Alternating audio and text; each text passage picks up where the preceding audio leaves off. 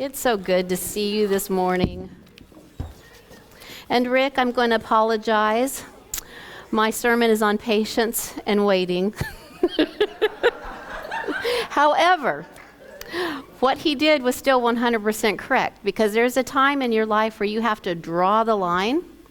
But what I'm going to talk about today is after you've drawn the line and it hasn't changed yet, what do you do in that time while you wait? Because see, a delay is not necessarily a denial. God is a God of perfection, and he has a God where it's a time and a season. So what he did was perfectly fine this morning. You have to holler and you have to say enough is enough, and you have to draw the line. But I'm going to talk about when you holler, say enough is enough, and you draw the line and something hasn't changed. What do you do during that time? One of the words that I hated growing up was wait. Because we are not born to wait. Usually we come out of the womb screaming and we want our demands met then. One of the worst things is when my mom would be baking a cake and it would smell done. And she would open up the door, and to my untrained eyes, it looked done. And she would close the door and walk away, and I'm like, Mom. And she's like, you have to wait. When I was impatient and did my first cake, still with my untrained eyes, I pulled it out too soon. You ever done that? Half-baked is not good. You want to put it back in. When you're cooking, if you know anything about cooking and you're cooking a piece of meat, there is a step that you do after it is finished, and it's called you let it rest.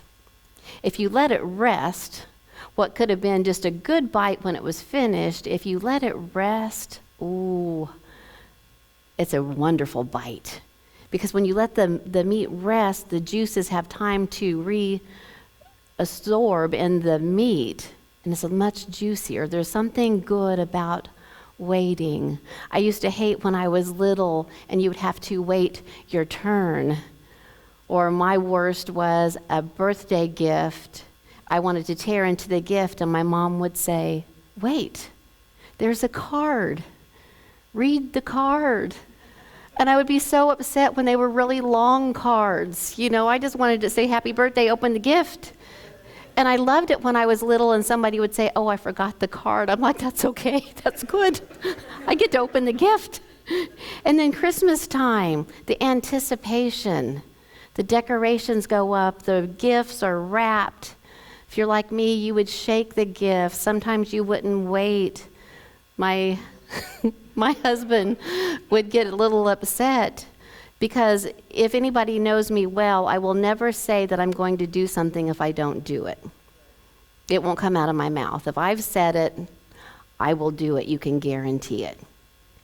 And one day he was on the phone talking, and I just wanted to see what this one gift was, and he's on the phone, and I walked by and I said, I'm going to open a gift. And I walked by and I opened a gift.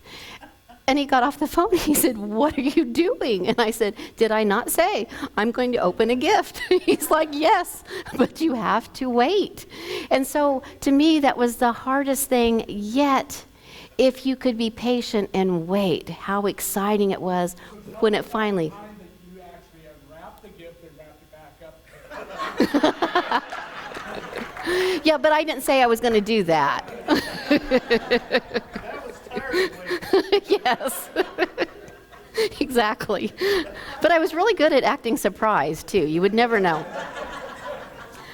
But there's something about if you do wait and you have to wait for something, you appreciate it so much more. So what do we do while we wait? And then why is it that we're having to wait? Maybe I can give you a little bit of insight on that and help you through that transition time of waiting, because life is full of times that we have to wait. We wait, we arrive, we wait, we arrive, and the cycle goes on and on until the day we take our last breath. what goes on up there. I don't know. Maybe there's waiting there too for us of those that haven't learned it down here. But waiting will transform you one way or the other. Hopefully it's for the good. But there is a promise that comes in waiting, and that's one of the scriptures that I want you to hold on to during this time of waiting for God to do what you want him to do or what he's told you that he would do. David was told that he was going to be a king, and then the next day, guess what he did? He had to go out and be the shepherd. It took a long time before he got that promise that God had told him. And what if he would have got discouraged and given up and said, well, must not have been for me, or that wasn't true, or God doesn't tell the truth. But no, David waited. So here is the promise that's waiting for us in Isaiah chapter 40 and verse 31. But those who wait on the Lord shall renew their strength. They shall mount up with wings like eagles, and they shall run and not be weary. They shall walk and not faint. In other words, he's going to carry you through this waiting time. Waiting is a part of life. And if we jump ahead of God's plan with our timing, like, okay, God, I know what you're going to do. I got it from here. Let's go. Let's get this done. Then what we do is we actually interfere with what he is wanting to do. And while it's frustrating, if you will be patient and wait on his hand to do the work in you, it will transform you. God rarely does anything according to our time frame. Yes? But he has surprised me a time or two when, before I even said the prayer, when I had just thought it, he answered it. And so I know that he's capable, but I have to trust his timing. When I can put myself aside and trust his timing, then my frustration level begins to go down. When God doesn't do things according to our time frame, we can get discouraged, we can get frustrated, we can get sad. That's when the enemy likes to come in and he likes to say, well, he did it for everybody else. I guess you're just not worthy. Or I guess God doesn't love you as much as they said because, this is a dire situation and he hasn't done anything yet. Oh, God's working on it. The minute that you pray it, God starts setting things in action. I, in my later years, thankfully have wised up in a few areas, and my prayer now, even if I'm wanting God to speed up things, I am now saying, God, in your time. In your time, I want this done. And here's why. It's a little bit selfish. Because if I speed him up before his time, if he goes ahead and just out of mercy goes ahead and answers that prayer, but it's not completed, the work is not completed, guess what? I'm going to go through it again. And I don't want to go through it again. So I have been praying, God, in your time. I want it yesterday. But in your time, please complete this. And until that time, give me peace. Give me patience. Help me to see what needs to be done in me. The Bible is filled with great men and women who waited on the Lord, and we got to see it transform them and transform the lives of others because they waited. We've also seen in the Bible the other side of people who got ahead of God, and they didn't wait, and it didn't turn out so good. There was consequences. Moses was the greatest one that comes to mind. He found out what his mission was, and he thought he had a way to handle it. He knew that he was going to be a deliverer of his people. He was going to set them free. He was going to be the bodyguard, if you will. And one day, I guess he had his Wheaties and he was all feeling all full of himself and saw an injustice taking place, and he was going to right that wrong, lead by example. And he ended up killing the guy. And then the next day, he ended up running for his life. For 40 years, he was on the backside of a desert because he tried to speed up the process. And by doing that, it was delayed 40 years. At the end of 40 years, God finally got him transformed in his character where he should be. And you know that in the Bible it says that Moses, the man of strength, was the meekest man in the Bible. God transformed him in those 40 years.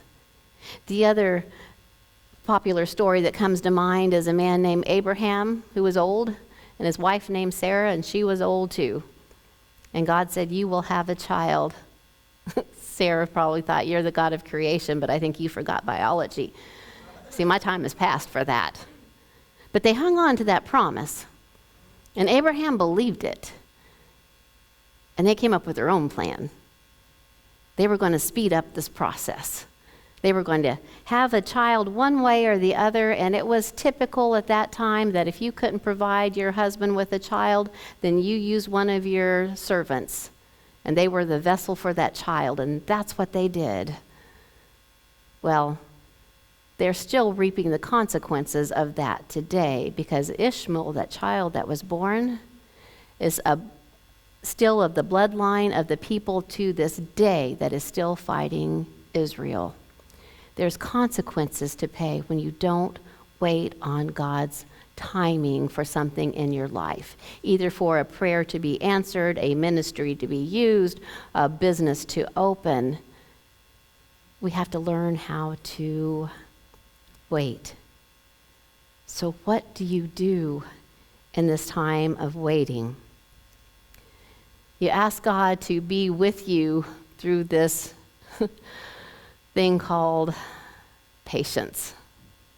Because if you can become patient over little things, then you can become patient over bigger things.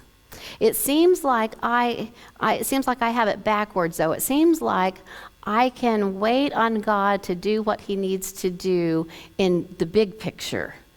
My ministry, the church, my family. But man, it's those little things that seem to get me.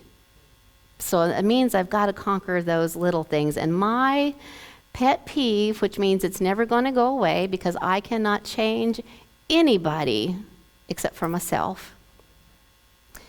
And if this is one of you here in church, then maybe I can change and give you a little bit of knowledge that will help me on my way to overcoming this hurdle. And it is when I am driving in my car and you have two lanes going the same direction. One is called a passing lane. And if you're not going to at least go the speed limit, you need to move to the right. That drives me absolutely insane. And do I come across it every day? Yes, several times a day. And so I am working on trying to have this Zen moment of when I'm having to go so slow in the passing lane because nobody knows what that lane is for, obviously in front of me. The only person that I can change is me. So I am working on that, even on the way to church this morning. I cannot tell you how many little sightseers we had just strolling along below the speed limit in the passing lane. And the thing is if I would explain it to them, it still wouldn't matter. It wouldn't change them. So I've got to change me. I don't know what your struggle is. I don't know what seems to be your pet peeve that gets you every single time. But if you pray for me, I'll pray for you. And maybe we can get in a better place over this thing called patience. I'm really, really, really working on this. So one of the things that we can do while we wait for God to answer is to work on our patience. And remember that he has a perfect time for everything. The other thing that you need to ask yourself while you wait, and this is a rough one, I'm going to apologize ahead of time, is why are you so impatient to have this thing happen? Whatever it is. What is driving this anticipation, this anxiousness that just it's all you think about, and because it's what you think about, it seems to be a sore spot with you. It seems to hurt your feelings. It makes you feel left out. It makes you frustrated. It makes you mad. It makes you doubt that you're where you're supposed to be. It makes you doubt if God will ever answer. Why are you in such a rush to have this thing fulfilled? You need to get to the bottom of it, because that reveals our motives. People with good intentions say, well, God, you know I want it, but you know best. So I'm going to trust you during this time. People with selfish motives at the bottom of it, they think they want it for God, because that sounds good, right? But a lot of it is they really want the attention. They want it to feed their ego. They want to hear the compliments. They want people to admire them and look up to them. And while we all need compliments in our life, we all need people to look up to us to be a good leader, if that's what you're wanting to be, if that is your area of frustration. You have to ask yourself why. And people that truly that is their motivation, they won't be committed. They won't be all in. They won't stick it out. They will go and find the place where they can get the short-term goal fixed. So if God hasn't been moving in a certain area, you need to ask why you're so upset about it. And if you can find out and be real with yourself, because see, God already knows. If you can be real with yourself, you're one step closer to that coming to pass. Because what you're doing right now, it's actually holding you back. And you don't want that to be a hurdle any longer. So ask yourself, why? Why am I so upset that this hasn't happened yet? And if you're so upset that it hasn't happened and your thoughts are good and your motives are good, then you can get a little bit of that righteous indignation and say, all right, God, what are you needing me to do to help bring this to pass then? Because it is a partnership. So the first thing that you can do is be real with yourself and ask, why is it such a big deal? Why is it such a driving force?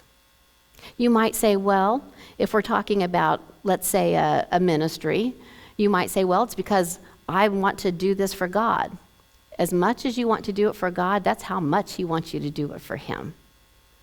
But see, if you try to do it before it's the right time, the same amount of people that you might help is the same amount of people that you might hurt. Do we all know a pastor that maybe is talking before his time and he hasn't developed his character yet? And what has that done to churches? You hear somebody, they may have a great sermon, but if they leave the church and go to the bar, and you just got through listening to that great sermon, what does that do to your spirit? It makes you question, right? It concerns you. So especially if it's something that you're wanting God to use you for, then He has to transform that character. And if you're on board with that, oh, then watch out. Because when He finally lets you loose, you will be a good benefit to everybody that you run across. And you will make that difference that you're wanting to make so badly right now. Some people get so impatient saying, well, I just want to get married. I just want to get married. Then you have people, I just want to get divorced. I just want to get divorced. And the people that just get divorced, they'll hop into another relationship because they want to have somebody, and then they don't want to have somebody because they haven't waited on God. Just to have another breathing body next to you, I promise, is not what's going to make your world happy. Wait on God. God will bring, if it's in your cards, He will bring the right people into your life. Don't jump ahead. Because isn't your heart tired of hurting? So if you've had broken relationships after broken relationships, and you say, well, it's just me, well, maybe you should just ask yourself, has God told me to date this person? Has God told me to be in a relationship with this person? What's really sad is I have talked to some young people over my lifetime that I would ask the question of, well, do they go to church? I don't know. Well, did you just start dating them? No, we've been going together about 6 months now. And you don't know if they go to church. See, if you're a Christian and a believer, and God will put people in your life that aren't so that you could lead them that direction. But if you haven't even had that conversation and you've been dating for quite a while, do you think that that relationship is going to bring your heart the joy that it's supposed to? No. Because, see, if you're a Christian, God's mighty protective of you. And He has just the right people to be in your life, whether it's a friendship, whether it's a coworker, whether it's a spouse, whether it's a boyfriend or a girlfriend. But we get impatient and we jump the gun, and then there we are on the bottom, heartbroken again.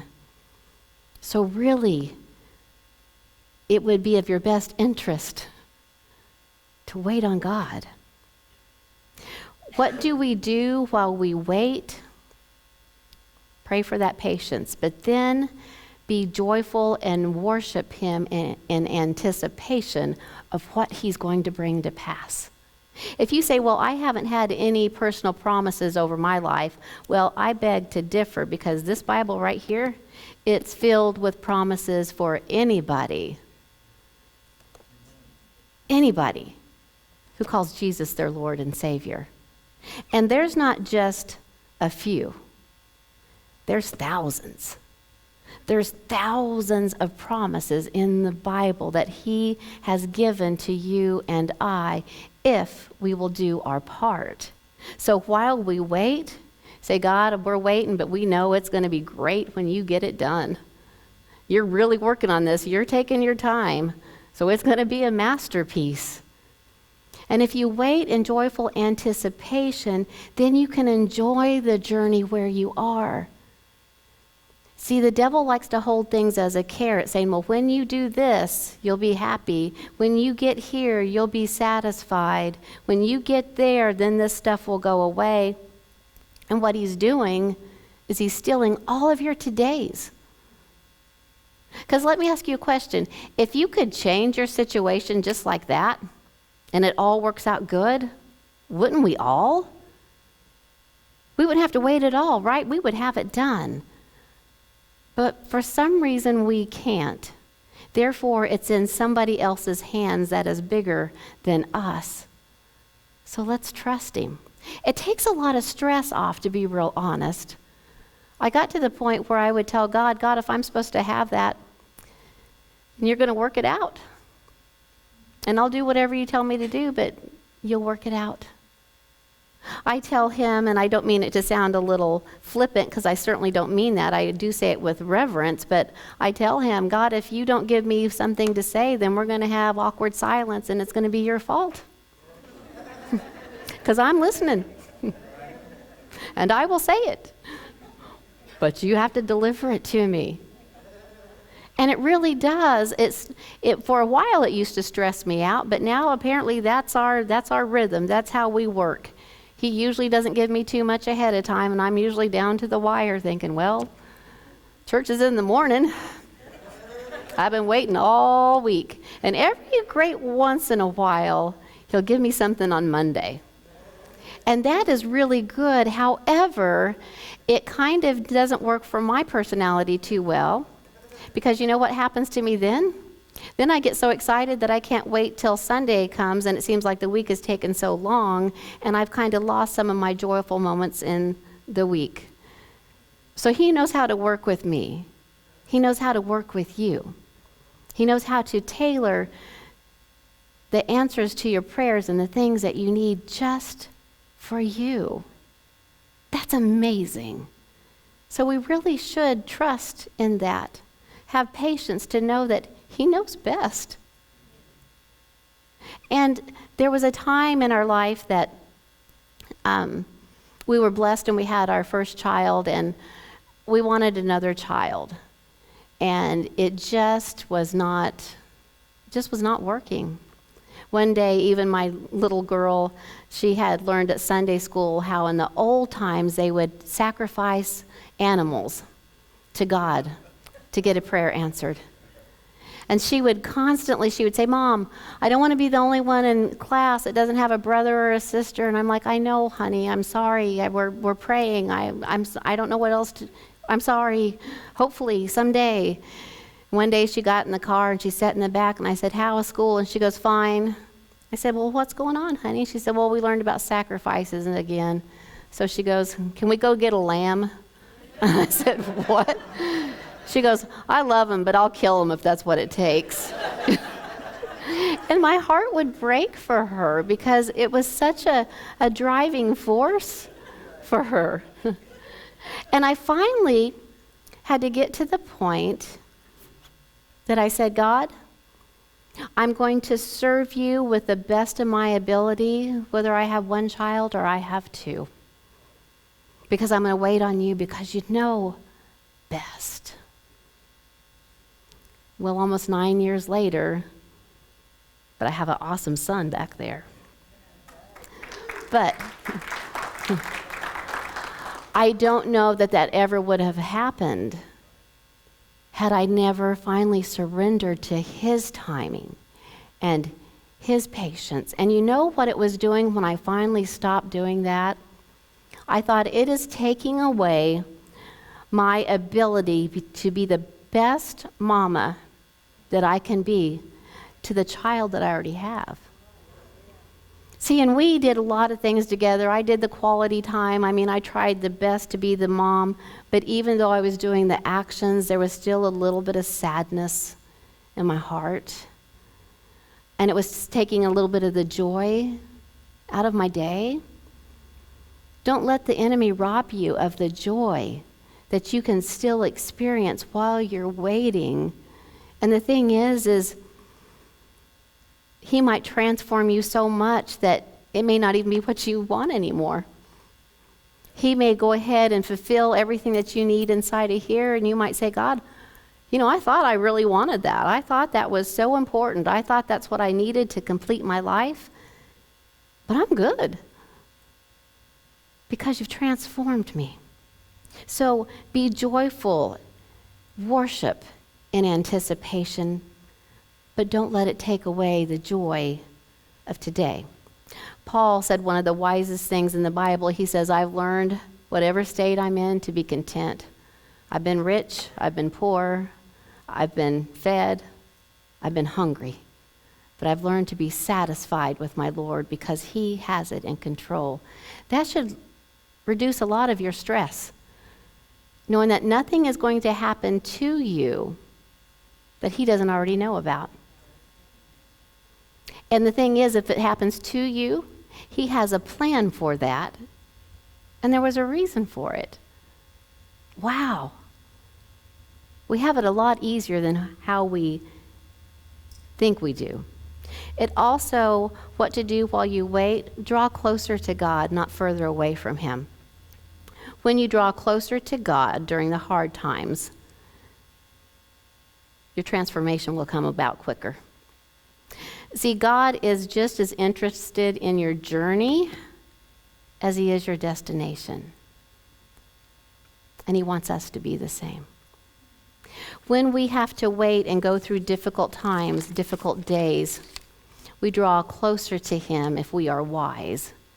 Just like, haven't you in your time of difficult days had a friend that stayed there with you? A friend that was there with you. Maybe they didn't even say anything, but just their presence helped you get through them. And then when you were through the difficult time, weren't you a little bit closer to them? I've heard people say, man, that friend, they've been through everything with me. They stayed there. They walked in when the rest of the world walked out. And you have a different closeness with them than you do your other friends. It's the same way with God. When you have days that are difficult and you're hurting, don't run from him. You're running from your source of comfort. Run to him. He doesn't promise that he'll take it away, but he promises that he'll be there. He promises that he'll hold you. He promises that he'll walk with you. He'll stand by you. As big as we think we are, we're not big enough to handle life on our own. Because we serve one of two masters. And you might say, no, I don't serve anybody. Oh, yes, you do. If you're not serving your Heavenly Father, you're serving the enemy that wants to destroy you and bring you down. Wiser choice, your Heavenly Father. He's the one that has the plan for you. He thought about you before you were born, and he thought about you through loving eyes. And he says, I've got plans for this one. So we may never understand why we have to wait. But the good news is God never asked us to wait without him. And I want to close with one verse to give you hope during this. Will it ever get better? Will I ever get everything together? Does he really have a plan for me? In Philippians chapter 1 and verse 6, it says, be confident. In other words, you can bank on it. This is a fact, that he who began a good work in you will complete it until the day of Jesus Christ.